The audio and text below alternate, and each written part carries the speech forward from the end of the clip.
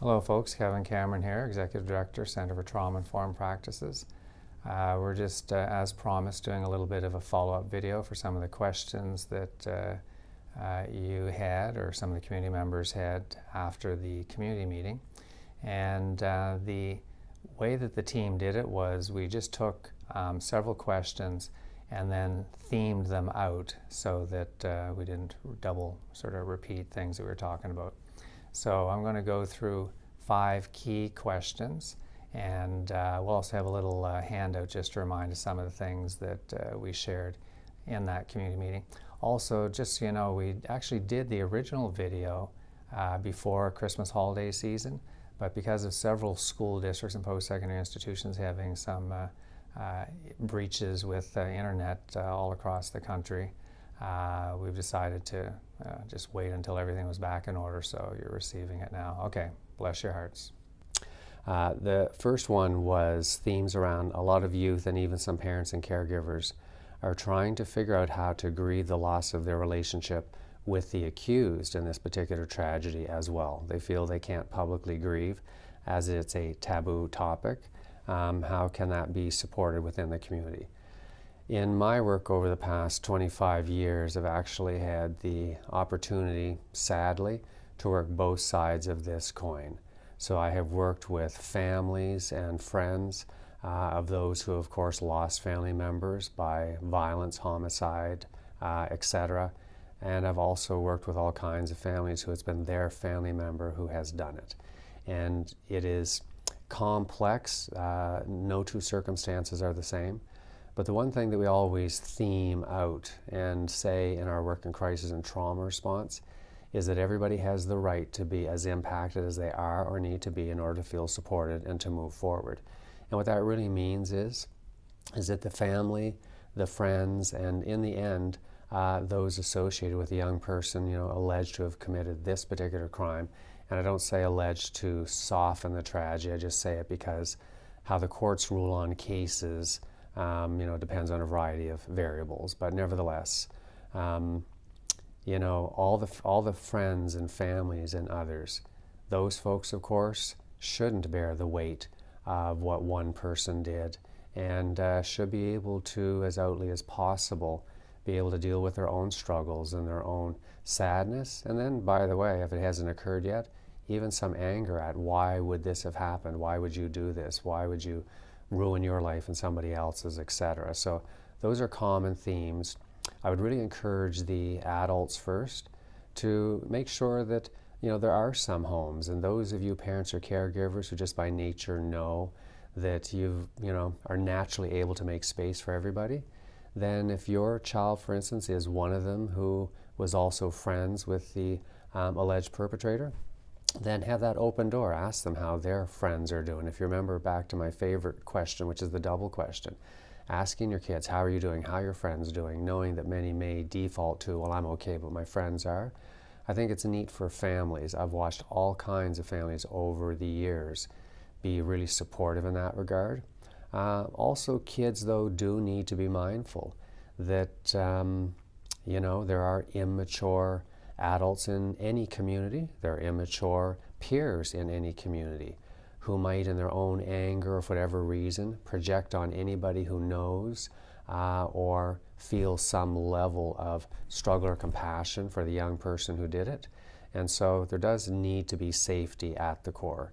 So, kids gathering in safe places in the community, that can be the favorite place the kids hang out at the park. That can be, obviously, in someone's home.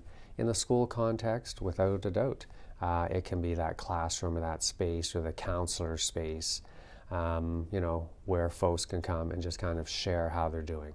Also, taking advantage of closed social media platforms where kids can just be a little bit more open, but I would be cautious on not making yourselves vulnerable, or kids making yourselves vulnerable on posting too much beyond kind of just how you're feeling or a little bit of your struggles, because the reality is at any point in time somebody can screenshot or share something that you might have done intimately. But the message is, nevertheless, is that we wrap around and we support the family, obviously, who lost their son, and your friend and family member, classmate, etc. But I suspect that there were many kids who were actually friends with both who were involved in this tragedy. Question 2 is, what are the schools doing to help with the bullying issues, especially females on male and vice versa? Well, realistically, when it comes to bullying and what we've been dealing with over the last probably 20 years, a lot of trends can shift and change in schools and communities. I'm speaking sort of from an international perspective, my work across North America, so that one school may actually have a time where oddly it's girl on girl, another time it might be the boys on boys, and those run parallel and never intersect. Sometimes then we'll see dynamics such as was suggested here, boy on girl, girl on boy, or other diversity. And the process is twofold. First of all, bullying is it's a generational dynamic that will exist, no doubt, long after I'm gone, and has long before I ever got here. We get that kids, as part of their maturity and development, do target each other and seem to try to identify the hierarchy in the system. It's our job as adults and schools, obviously, as well, with parents and caregivers, to make sure that we're addressing it when it comes to our attention. So every school actually has, including in your jurisdictions, every school has anti-bullying initiatives, peer support initiatives, etc. And I would suggest that, number one, parents ask schools directly, sort of, how are these things handled? What do you guys do under your circumstances? But also, the parents and caregivers, we need to be having ongoing open conversations with our kids about how are you doing, what's going on. And as I shared in the community meeting, I love the double question. How are things going at school for you? How are things going on the walk to and from school or in the community? And the double question being, is everything okay? Are you okay? Are your friends okay? Or are there some issues? And remember, some kids will not answer for themselves, but they can answer for others. But it is a generational dynamic, but there's no question it's a little bit more complex now than it was 20 plus years ago because of the role of social media. The third question was, what about long-term PTSD for youth and adults in this tragedy? What things should we look out for, and how should we address it later on down the road? So one of the jingles I shared, I guess, a little bit of an assessment dynamic, was the basic assessment. So has there been a significant change in a student, or for that matter, an adult's behavior, acute or chronic? Their affective emotional functioning, their somatics, are they storing trauma in their body, so consciously they're denying it, but they're having bodily symptoms and pains they never had before? Or interpersonal, have relationships become impaired, acute, chronic? Or even cognitively, have some things shifted? That's still the best simplistic way of doing that. And the committee can certainly use my work and some of the stuff that I did send out. And if all parents and caregivers, if you don't have that copy, it's about 1.5 pages of the basic assessment, you should use that. But in terms of PTSD, from a formal diagnosis perspective, we wouldn't even talk about it until at least 6 months or longer down the road.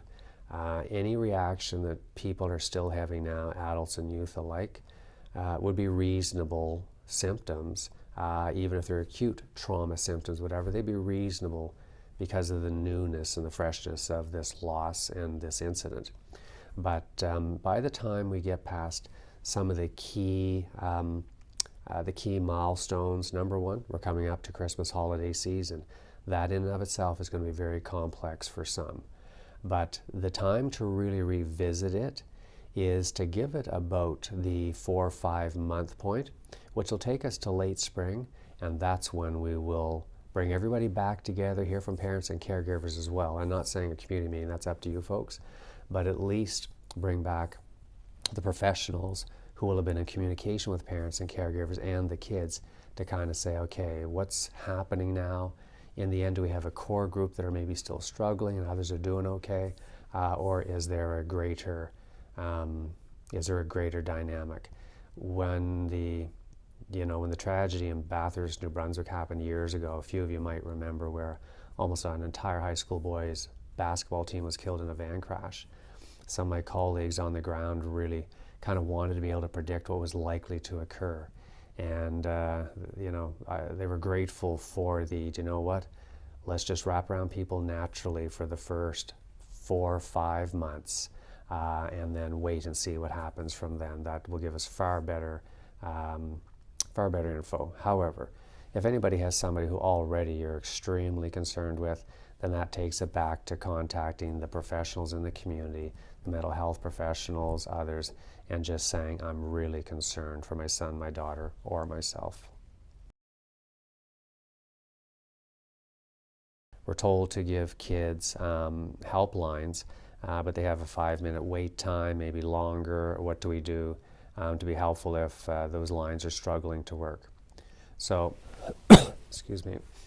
So first of all, if all the kids are aware, and most would be, but letting them know in advance, including the adults, that even helplines may still sadly do what they never want to do, which is have somebody wait a little bit, it is reasonable just based on resources.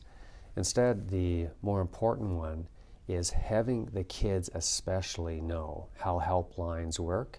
And again, using the local expertise in the community, you guys could do what we do from my office here in Lethbridge in Chicago. We put out e-alerts or e-memos all the time. There could be a local one put out by some of the helplines that just explain this is what's likely to occur. Sometimes there are wait times, but we do care. Please don't hang up. And in particular, having for every kid a second contingency, even more importantly, of another helpline that might be more provincial if necessary. And even better though, having that 1 or 2 key adults that just, they know in the end, you can text me at 3 o'clock in the morning if you need to. So all of this is about knowledge, insight, and contingency planning for the kids. The final question, question number 5 asks, what do we do if we feel the schools are not helping after repeated incidents? And that general question, I'm assuming, is in relation to bullying or other dynamics of conflict. The first standard is no question about it, and certainly for your schools, and I've had the opportunity to actually train principals, VPs, senior leadership over the years in violence threat risk assessment, crisis trauma response, and other things. But the first process, without a doubt, is to talk with the principal. And in most cases, going in that direction, setting up the time to really express what it is that you're concerned about, what you're seeing, and the facts associated with it as best you know, is the starting point. But if in the end that just isn't answering the question for you, or you don't feel that everything is resolved, without a doubt, that's why there is the safety net, the additional safety net of contacting district leaders also. So in all of my work that we do around North America, everything is tiered, where it starts with the school. I kind of say honor the hierarchy first, if you will. Start with school, and then if necessary, district leaders. Also, I want to say that sometimes the emphasis gets so much on schools when incidents actually may have nothing to do with school. For instance, that Saturday afternoon, sporting event, hockey game that happens, and then lo and behold, there is a fight or an incident an hour later outside of the rink. Well, if significant threats were made or people are concerned about what happened afterwards, those may very well be actual police matters rather than even school, although school we would want to know.